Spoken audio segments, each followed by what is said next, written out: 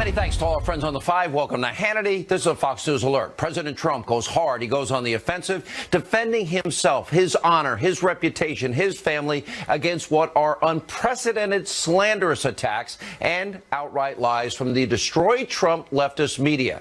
And now, after being called out by the president, well, the biased press, they're in a total, complete meltdown mode. It is unlike anything you have ever seen before. Tonight, we've got the greatest video montages of the media's emotional breakdowns. Plus, we're going to set the record straight. We'll expose the media lies about the president, and the president, of course, condemning hate, bigotry, white supremacy, racism. Yes, the things they won't ever tell you. That's tonight's important opening monologue.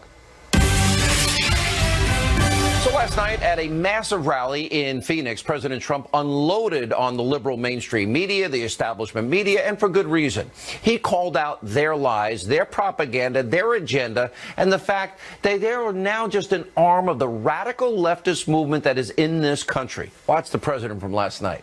It's time to expose the crooked media deceptions and to challenge the media for their role in fomenting divisions. These are sick people. You know the thing I don't understand? You would think they'd want to make our country great again, and I honestly believe they don't. If you want to discover the source of the division in our country, look no further than the fake news and the crooked media. You know, the president's right. You would think they want to make America great again. You know what? Do they ever talk about solutions to solve the problems this country is facing? We'll get to that later. Now, predictably, after President Trump fought back in a big way, well, it sent the lazy, overpaid, radical, ideologically driven media into a frenzy. For example, here is how fake news CNN reacted. Take a look at this. What we have witnessed was a total eclipse of the facts. Someone who came out on stage and lied directly to the American people. He's unhinged. It's embarrassing. His speech was without thought. It was without reason. It was devoid of facts. It was devoid of wisdom. There was no gravitas. There was no sanity there. But he has given oxygen to racists. He is clearly trying to ignite a civil war in this country. It was an astounding chain of lies tied together by lunatic asides by a man who obviously is mentally unstable. That is not sane behavior. I am not a psychiatrist. I am just a regular human being who knows a lot of people. And who knows the difference between right and wrong, which is more than the 71-year-old man baby seems to be able to know. That the only defensible excuse, the only defensible explanation is if he is not mentally well. Actually, CNN is unhinged and embarrassing. Really, Don? Civil war? Now, the president, he's right. The media is stirring up severe tensions in this country, and this is exactly why crowds at the Trump rally, like we saw last night, hey, Don, hey, Jeff Zucker, they were chanting at you. Take a listen.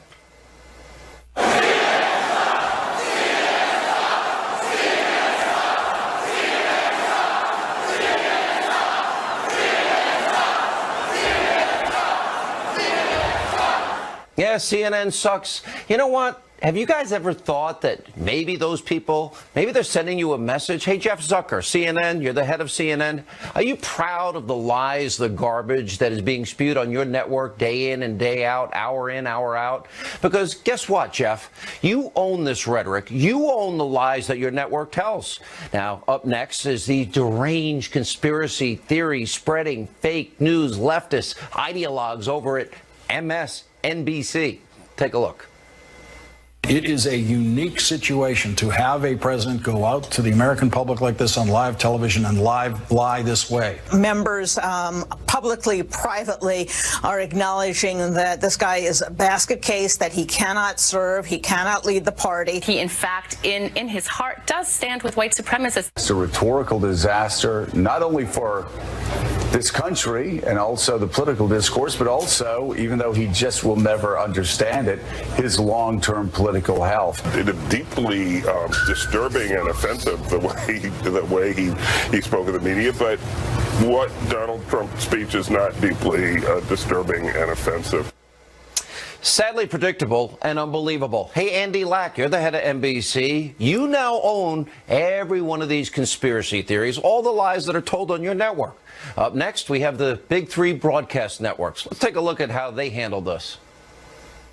Mr. Trump was unrestrained, lashing out in a tirade that started with a call for unity. I've covered a lot of President Trump's rallies, and I don't think I've ever seen him this angry. What does it mean that the president is essentially committing fratricide, screaming obscenities at the Senate Majority Leader, and then bashing two Republican senators in their own home state? Well, George, this was incitement, plain and simple. The president said that journalists hate this country. That's what he told this crowd. This was an assault that went on and on and on. And, George, I've got to tell you, this one felt different. It really feels like a matter of time, frankly, before someone gets hurt. It is just shocking that this is happening with an occupant in the White House. Now, try and put yourself in the position of the president. If you were unfairly lied about, if you were called a racist, one of the worst things you can say about somebody, you know you're not. You have a history of not being racist. You've spoken out against racism your whole life. Wouldn't you feel a need to defend yourself, your honor, your reputation, your character, your family? Well, the Destroy Trump media, they're beyond pathetic, and they deserve now every bit of criticism that they're getting from the president and rational thinking Americans. And finally, there's President Obama's former director of national intelligence, James Clapper. He's now pushing a new tinfoil hat, black helicopter conspiracy theory about President Trump's fitness for office. Now, listen to this nonsense, and then we'll remind you about him because he's a known liar. Take a listen. I don't know when I've listened and watched something like this from a president that I found more disturbing. I really question his ability to, his fitness to be in this office.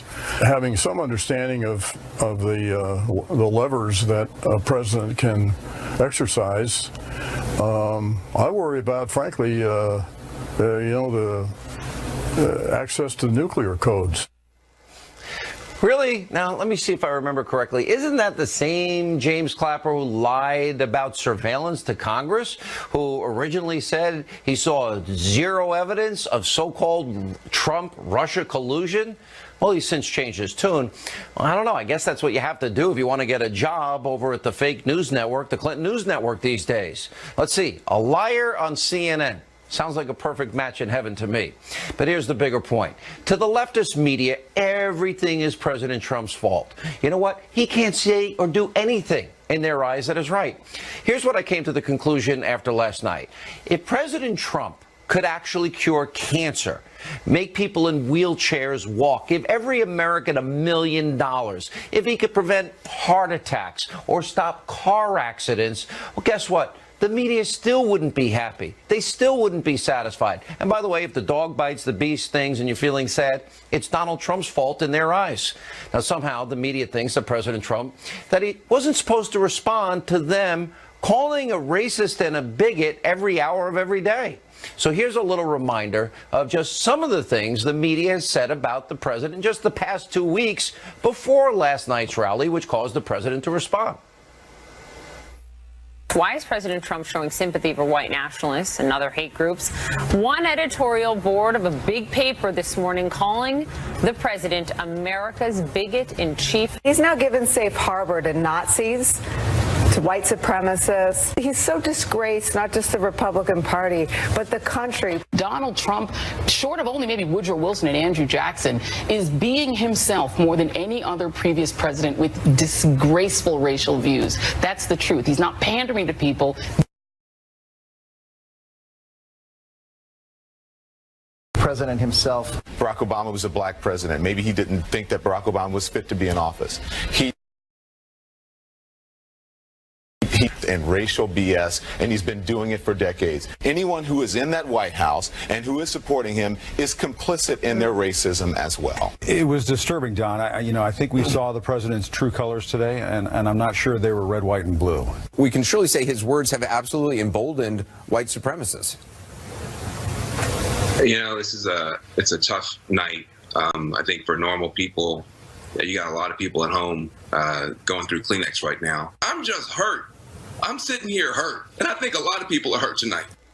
So as the president pointed out last night when it comes to Charlottesville, at condemning hatred and racism and bigotry, well, the Destroy Trump media, they have distorted and misrepresented everything that he has said. They've also neglected to mention the many numerous times he has condemned outright the likes of David Duke, the KKK, neo-Nazis, and white supremacists.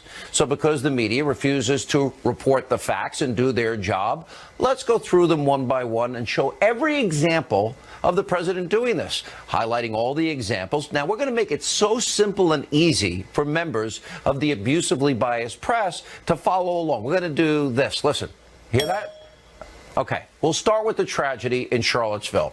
Now, on Saturday, August the 12th, the day it happened, before a madman plowed his car into a group of people, the president tweeted out the following: "We all must be united and condemn all that hate stands for. There's no place for this kind of violence in America. Let's come together as one."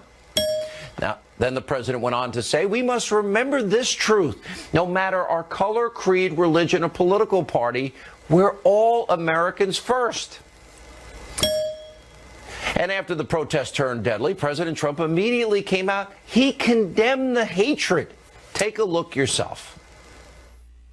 We condemn in the strongest possible terms this egregious display of hatred, bigotry, and violence on many sides. Now, the media went ballistic because President Trump, he dared to tell the truth, and the video proves it.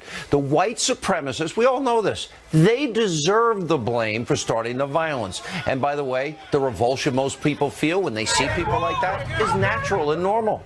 And these people should be condemned in the strongest possible terms, which President Trump did.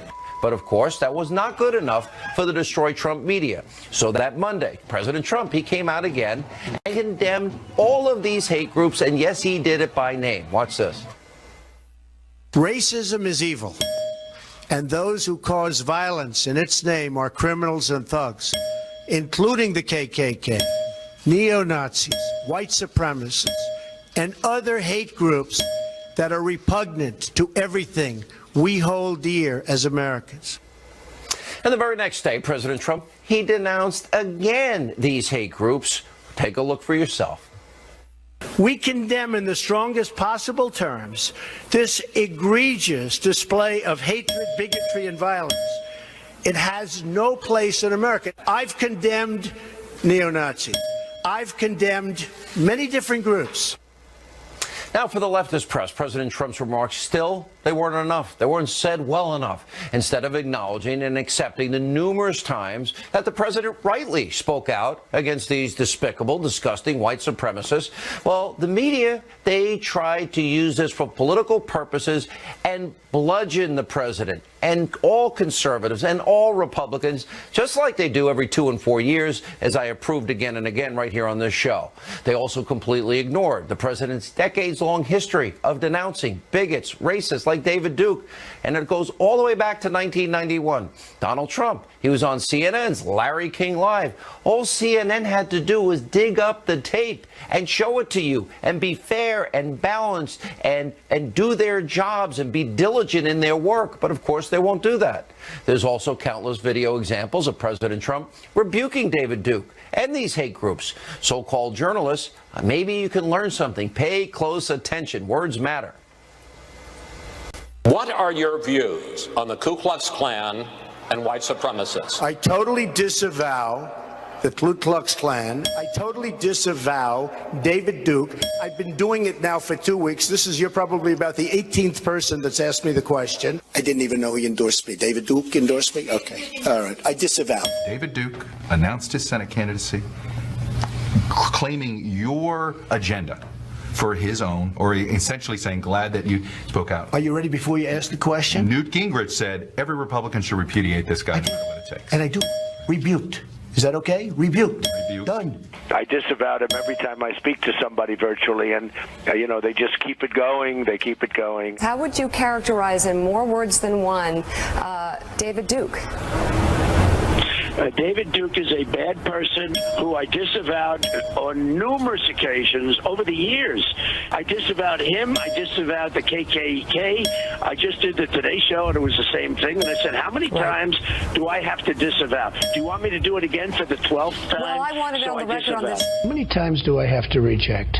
I've rejected David Duke, I've rejected the KKK, the Ku Klux Klan. From the time I'm 5 years old, I rejected them. What do you see as the biggest problem with the Reform Party right now? Well, you've got David Duke just joined, a bigot, a racist, a problem. I mean, this is not exactly the people you want in your party. That was back to 1991, the year 2000. Ask yourself this question tonight.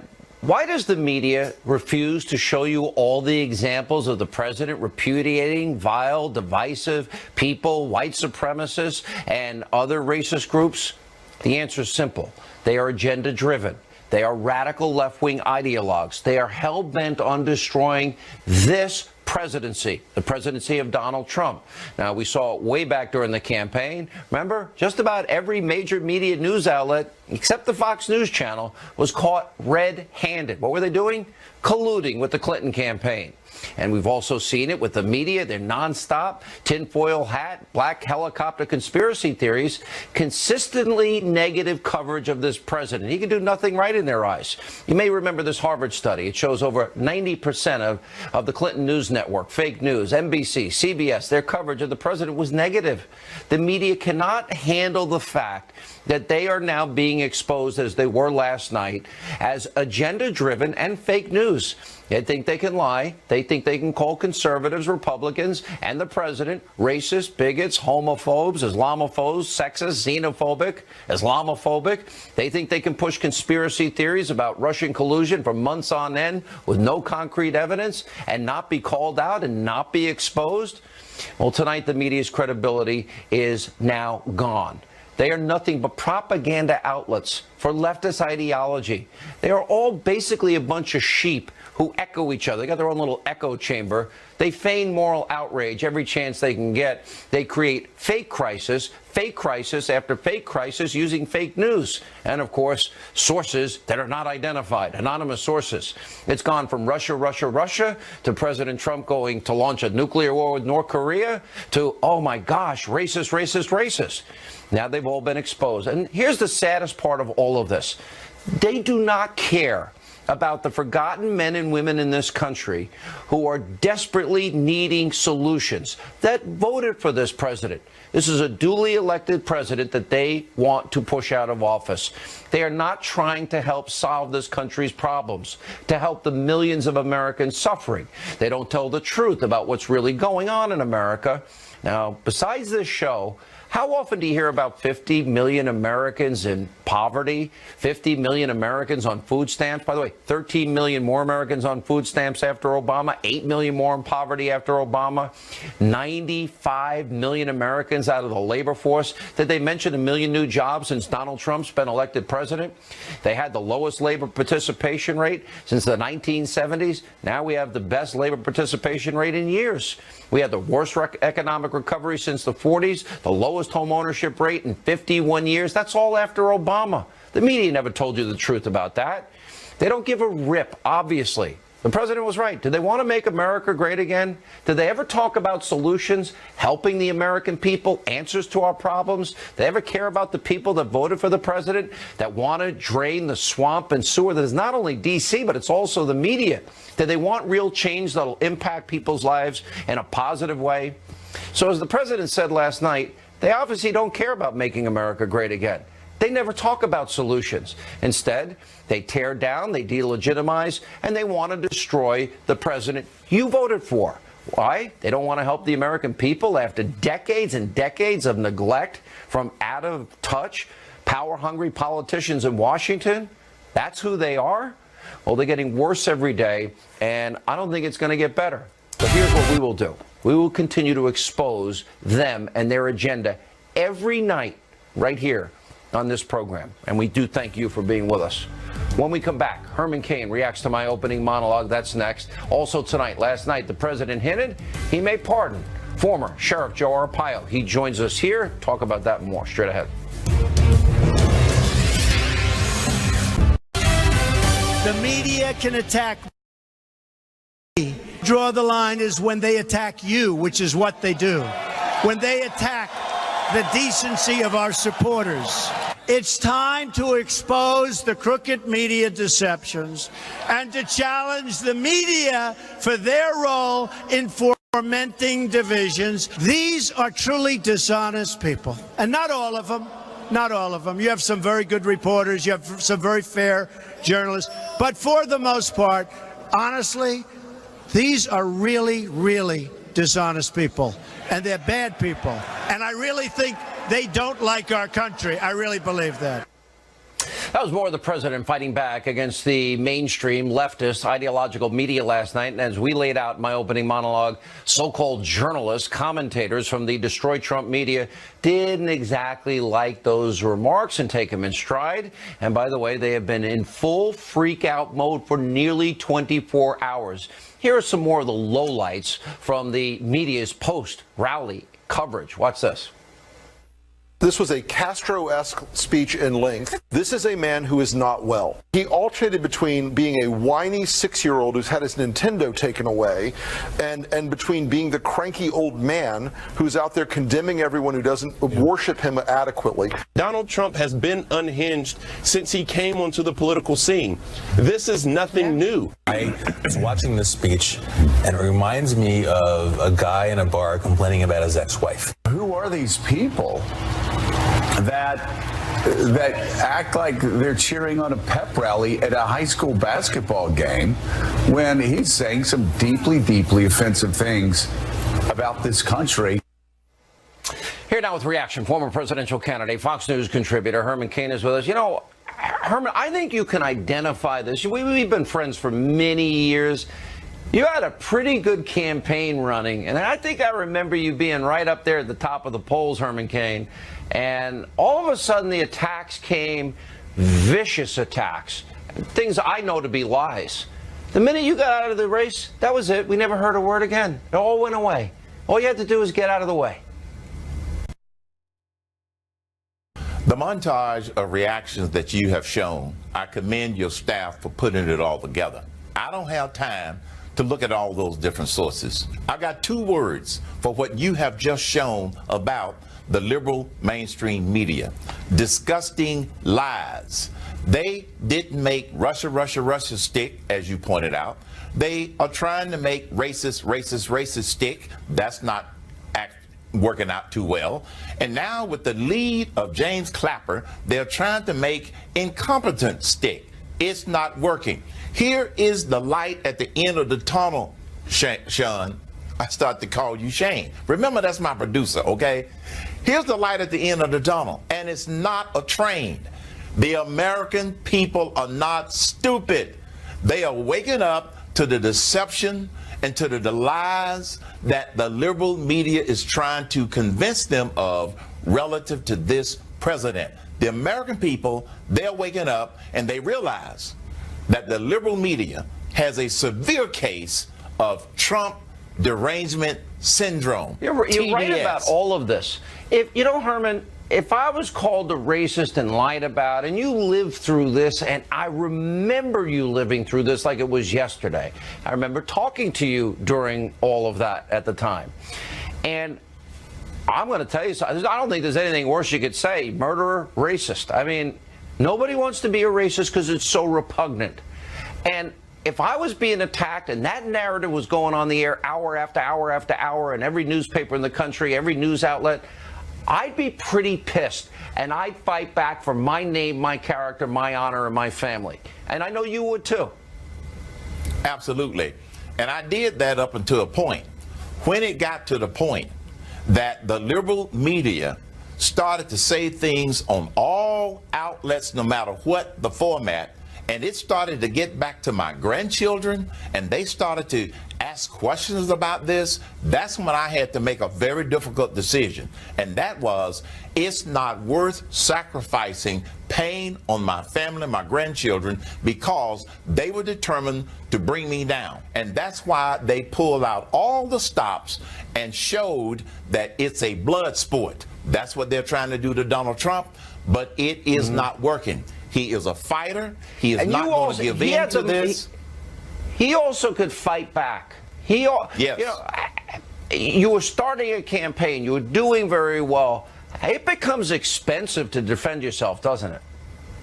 Absolutely. Donald Trump called me before he declared that he was going to run for president, and I respect that.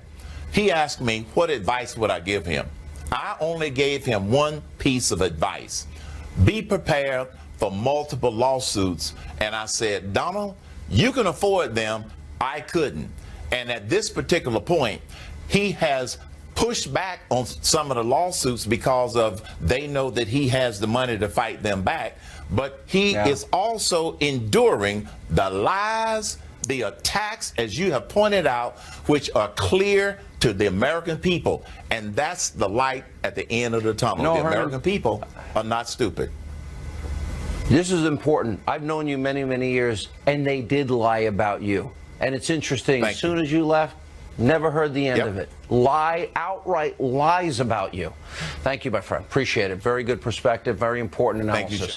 When we come back, ESPN, this is the story. They pull a broadcaster from covering a game because his name is Robert Lee. You can't make this up. Larry Elder, Geraldo Rivera, they weigh in. Also tonight, the president hinting he may pardon Joe Arpaio. He is here. We'll talk to him later also.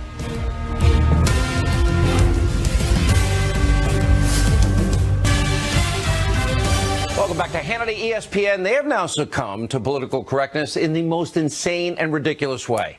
Now, they pulled the broadcaster from announcing a University of Virginia football game because his name is Robert Lee. ESPN, they explained their insane decision in a statement reading, quote, "We collectively made the decision with Robert to switch games as the tragic events in Charlottesville were unfolding simply because of the coincidence of his name.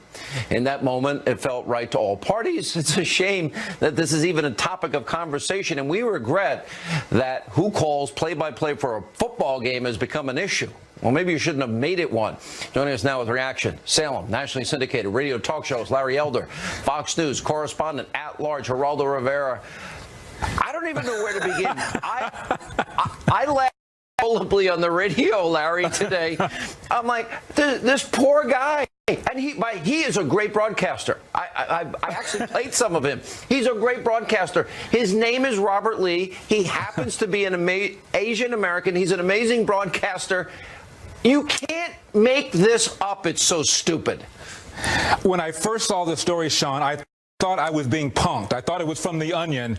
How stupid do they think we are? Do they think Robert E. Lee rose from the dead and decided to pack it all in and become a sports announcer? I mean, Scotty, beam me up. Beam me up.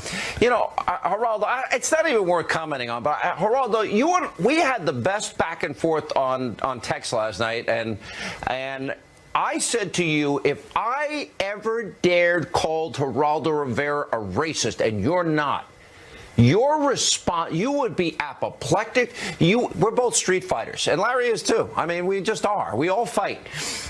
You would go insane. And you would fight back, just like the president did last night, Geraldo. That's how you would be on steroids.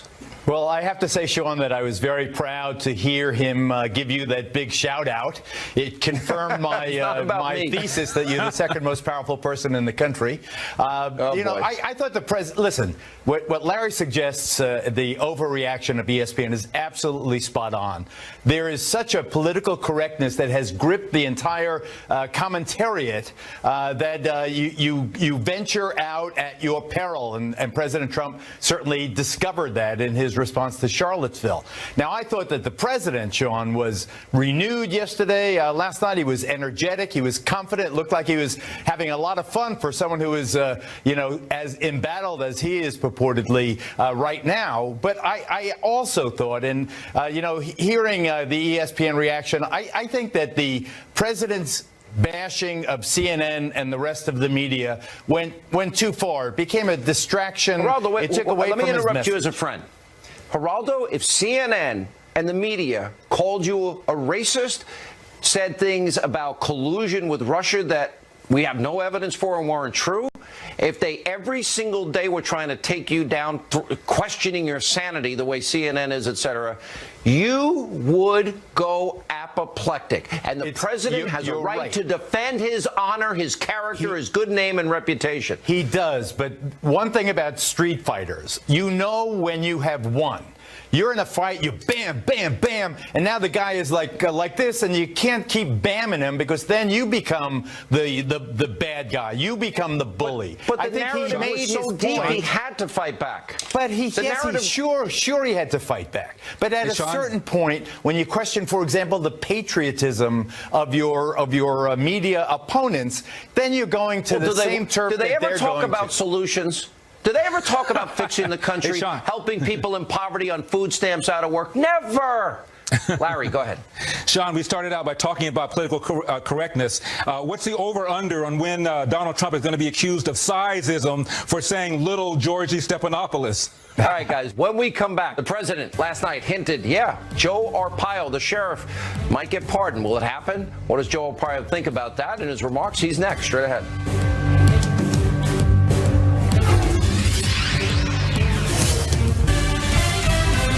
By the way, I'm just curious. Do the people in this room like Sheriff Joe? Was Sheriff Joe convicted for doing his job? That's what.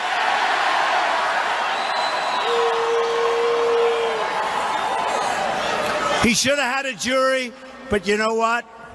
I'll make a prediction. I think he's going to be just fine, okay? But I won't do it tonight because I don't want to cause any controversy. Is that okay? All right? But Sheriff Joe can feel good. All right, that was President Trump last night at his rally in Arizona, hinting he may in fact pardon former Sheriff Joe Arpaio. Joining us now to react, the man himself, the man the president was talking about, former Maricopa County Sheriff, Arizona Sheriff Joe Arpaio. Joe, what did you think of the president's comments? Well, I was humble. It was great, but that's him. Everybody said he would never talk about it that night, but, you know, I know him. My gut and my heart told me he would talk about it, and he did. So I have to thank him. I have to thank Fox, a great journalist that broke this story about 12 days ago. Yeah, well, Greg Jarrett broke it, and I just think the president probably wanted to do it in his time and his way. Maybe there's a review going on, but at the end of the day, you enforce laws that are on the books. Did you not? And were you not ordered not to enforce the law of the land? No, I wasn't.